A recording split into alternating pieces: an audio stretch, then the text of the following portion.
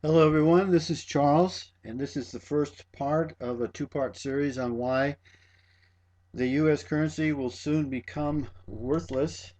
Before I bring that information to you, I'd like to introduce myself briefly, if I may, with your permission. I worked my way through university at Humboldt State University in Arcata, California. Got my degree from there in 1976. I worked my way through school as a handyman. In the early 1980s, I became a licensed general building contractor. I built a construction concern into one of the leading real estate concerns in the county. 1999, I made a change.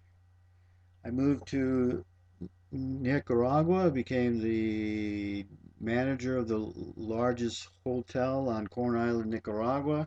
From there, I went to Southeast Asia. I spent 6 years in Thailand. From there, I moved on to Qatar. I spent several hot months there. And from there, I moved on to South Korea, spending a total of 13 years outside of the United States, traveled in over 25 different countries, and I've also built several websites. And what I want to bring to your attention is the why you need to protect yourself, your family, and your friends from the loss of their wealth and of your wealth in what's about to happen here in the United States, also in Europe, but particularly here in the U.S. So this part one is called Why the U.S. Currency Will Soon Become Worthless. I'm also going to show you how the U.S. government and the Federal Reserve System turned our silver and gold money system into a purely paper, unbacked fiat currency system. This all began, well, not all of it, but a big part of it began with the passage of the Federal Reserve Act. And if you knew that this was passed in 1913, I would give you a piece of chocolate if we were here live. This is also the same time we got the night in 1913 that the Internal Revenue Service was created. Perhaps you know in what year President Roosevelt made it illegal for Americans to own any significant amount of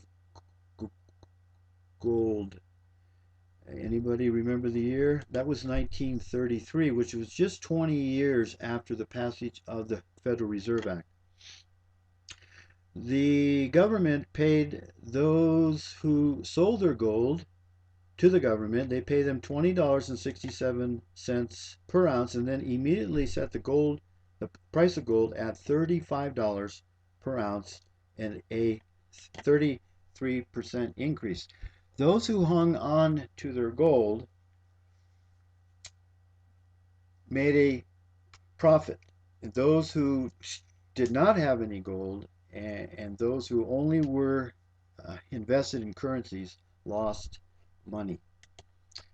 Although owning domestic gold was now illegal, we Americans still had precious metals, coins, silver, nickel, and copper. I remember carrying these in my pocket when I was in high school. However, the silver dollar stopped being minted in 1935 because a dollar of silver was worth more than a silver dollar. And some of you will have to think about that for a moment to see why that happened. But I want to move on to ask you a question now. What is a dollar? What is a dollar? You might want to pause here, pause the video, and see if you can answer this question. We're going to move on. Hopefully, you've got an answer already made up, but some people believe that because the word dollar is written on a piece of paper that makes it so, and we're going to find out that is not the case. We're going to have to go, we need to go to the Coinage Act of 1792, which is still in effect today, has not been repealed. This is still the law of the land, to find out a definition of a dollar. The Coinage Act defines a dollar as a unit of measurement just like an hour, a day, a pound, an inch, a mile, etc. It is a unit of measure which consists of 371 and 4/16 parts of silver, and that is what a dollar is comprised of.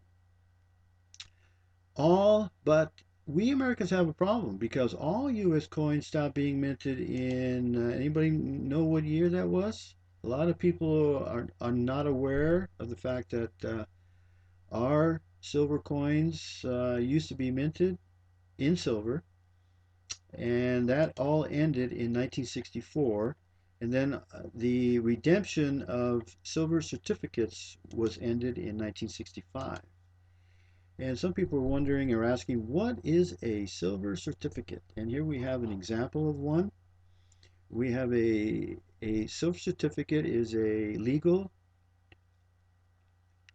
uh, document that certifies, that's issued by the United States of America, the U.S. Treasury. Here we have it, U.S. Treasury. Says that in silver certificate that there certifies that there's been deposited in the Treasury of the United States of America $1 silver. That means 371 and 4/16 parts of pure silver has been deposited or is on deposit in the U.S. Treasury. And anyone who brings this piece of paper in can redeem and get paid that $1 silver in exchange for this piece of paper. And you'll notice that the current Federal Reserve note, which we will look at here in just a moment, looks an awful lot alike what the gold and silver certificates used to look like. And friends, that is not a mistake.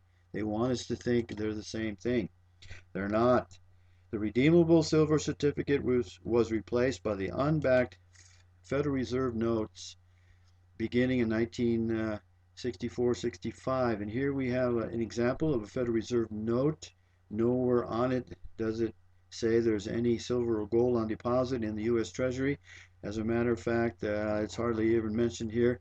It does say, however, that this note is legal tender for all debts, public and private.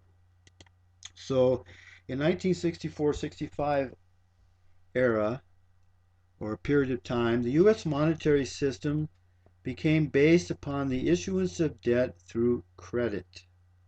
The issuance of debt through credit. The Federal Reserve note is nothing more than a promise to pay. See here, it's a note. And a note is evidence of an IOU. The holder of this note is owed money by someone else. So who do we take this this note to and exchange it for real money? Okay, but we had to ask ourselves, what is being promised to be paid in exchange for this note? Not gold, not silver, not money, as we're going to find out in part two. But it's another promise to pay, another note, more debt. Okay, in order to keep this video under the limits for YouTube, I'm going to end part one here. Part one of why the U.S. dollar will soon become worthless. I encourage you to look for the second part, where we will start answering the question, what is money? So I thank you very much for watching. I hope you have a great day, and we'll see you next time. Bye.